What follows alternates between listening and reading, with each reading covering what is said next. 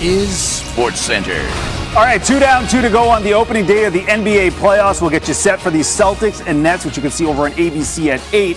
Huge night of boxing right here on ESPN. We'll break down the championship bout, plus lots and lots of hockey. You know I'm loving that. So let's get going. Kenny Mayne, you're up.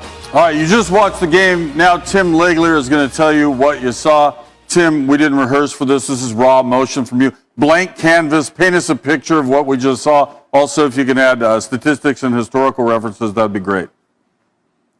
All right, Kenny. Well, what I just saw was, a supporting cast that gave Luka Doncic exactly what he needed in the fourth quarter. He carried this team offensively for 3. And what you always wonder about Dallas on a given night, where is he going to get the supplemental scoring from? And tonight, what big performances you got from Tim Hardaway Jr., Dorian Finney-Smith, and Jalen Brunson. Those 3 guys combined for 54 points and hit huge timely shots in the fourth quarter. Now, a lot of that action is Luka Doncic drawing 2 guys 30, 35 feet from the basket. And Tyronn Lue was adamant on trying to take the ball out of his hands. And Luka was very patient, to his credit, and he found guys that were ready to shoot, and they did not wilt under the lights. And I thought the Clippers did a little bit. They missed critical free throws. They had bad shots at the wrong time. But most importantly, they could not get stops when they needed to because of those guys stepping up in a huge pressure situation. And now they've changed the dynamic of the series by winning game 1. Dallas is in the driver's seat right now. Luka Doncic, always good. But the key was, as you said at the top, he got the other players to come in and do their role as well. Yeah, it's critical. And look, Kristaps Porzingis wasn't very good in this one. He's their other, quote, star. So he struggled on this game. And typically when that happens, you're not exactly sure. Hardaway's been great all year, but you don't know if he's going to step up and give you 20 in this spot. I think the key was the 3-point shooting of Dorian Finney-Smith. You're not expecting to get 5 threes out of Dorian Finney-Smith. Jalen Brunson's been great all year. He came in and played his normal game. But the 3-point shooting of Finney-Smith is something, if you're Tyronn Lue with the Clippers coaching staff, you just can't account for that. That's not something that you're talking about on the whiteboard in the locker room. There's so many things you're trying to deal with Luka, and then Hardaway is plan B defensively. When you have role players stepping up like Dorian Finney-Smith, you just can't make up for that. So give him all the credit in the world. And Hardaway had a couple of huge off-the-dribble threes in this one in the fourth quarter, and a beautiful drive to the rim as well. You could see the wind go out of the sails of the Clippers. Their heads hung. They got demoralized. When they fell down 5 or 6 with plenty of time to go, they did not look like a team, to me, that believed they were going to come back and win this game by getting a couple stops and a couple key possessions. So give Dallas all the credit in the world. They came out, played with more poise, and threw a gut punch to the Clippers. And now the Dallas, just like that, has home court in this series. Tim, you feel great. That was a redundant question on my part to stall for time because we have Luka on the floor right after the game.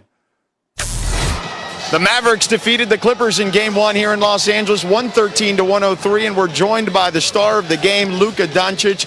Luka, the last time the Mavs won a Game 1 in the playoffs was May 17, 2011. You were 12 years old. What is it like to get Game 1 in this series? I mean, it means a lot, It's a away game, and we won the first game, but I think that'll mean nothing. We got 3 more to go, and it's going to be a battle till the end. You played this team last season, obviously. Why will this experience be different for you? I mean, I hope it's going to be different. I hope it's not the same story. But, especially in the bubble, we were just going there to play. It was a great experience by me, my first playoff. It was really fun to play, and I forgot how much it's fun to play in the playoffs. You got a triple-double tonight. You weren't one of the MVP finalists. Was that a little extra motivation maybe tonight? No, I don't really care about MVP. You have great players in this league. What's important is championship, and obviously that's our goal this season. And of course, Tim Hardaway Jr., your backcourt mate, he's been in the starting lineup, he's been out of the starting lineup. What can you say about his performance tonight? Oh, amazing. He's been, like you said, in and out. It's tough as a player. You don't know when you're going to start, when you're going to be off the bench. I think he did an amazing job. He's been doing this all season, and he's a special key for us. Luka, congratulations. Thank you. Thank you.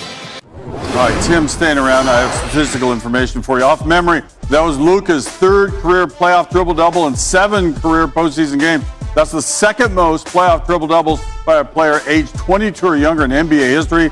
Only Irvin Johnson he's trailing only Irvin Johnson. I say Doncic, the only player in Mavs history with a playoff triple-double. All right, guys, this is a rematch from the bubble. The Heat and the Bucks. These are two of the hottest teams coming into the playoffs. Game one, we'll pick it up in the fourth quarter. Scary moment for the Bucks. Bam Adebayo setting a screen on Giannis. Hurt his left arm running into Adebayo. He would be treated on the sideline. They put a shooting sleeve on. He would remain in the game. 4:25 to play. Game tied at 90. Chris Middleton had himself a game. Pull up three, Bucks up by 3. 1:30 to play. Heat down 4. Trevor Ariza brought in for situations like this. Hits the corner 3. Heat down 1. On the other end, Giannis at the line, missed his first free throw. Is called for the 10-second violation here. His free throw goes in, does not count. Coach Bud can't believe it. Giannis holding the ball for 13 seconds. That's what the ref has him at. 13 seconds. It's clearly a violation, but one, again, you rarely see called in the NBA. It's not going to count. 9 seconds left. Bucks up 2. Giannis back at the line. Made his first, misses second, so he gets the rebound. They call the timeout. Giannis missing 5 free throws in the fourth quarter, including his 10-second violation. That's tied for the most in his playoff career, so not clutch in that situation. Jimmy Butler. Oh, he's clutch. Gets set to go. Just shot 4-22, but scoring when it counted. And with that bucket, he sends this one into OT. Under 4 to play in extras. Heat down 3. Duncan Robinson. He was feeling it from distance. 24 points on 7 threes. The Heat made 15 more threes than the Bucks. That's going to keep you in games. 45 seconds to play. Heat down 1. Robinson missing the 3. Drew Holiday getting the rebound off in transition. He had 20 points, 11 rebounds. Milwaukee up 3. Heat on the other end. Butler's corner 3. No good. Goran Dragic getting a wide open look. Stick it. Game tied at 107. The Bucks letting play continue. Middleton here holding for the last shot. Pulls up.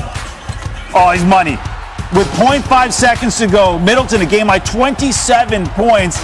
Coming up with the clutch shot right here. And the Bucks watch party. They see the W. The Heat, though, had one last chance. Butler getting the inbound, but can't get the shot off in time. The Bucks winning 109-107 in Game 1. Here's your hero. Just trying to get to the spot. Try to get the last shot first, but just trying to get to my spot, just raise up, have confidence, and knock it down.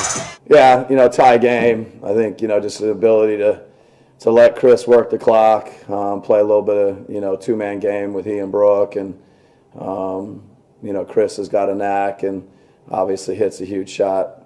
Two teams that aren't going to give any ground in terms of, the competitive spirit. And it's probably going to come down to, those plays in between. You miss shots. You got days like that.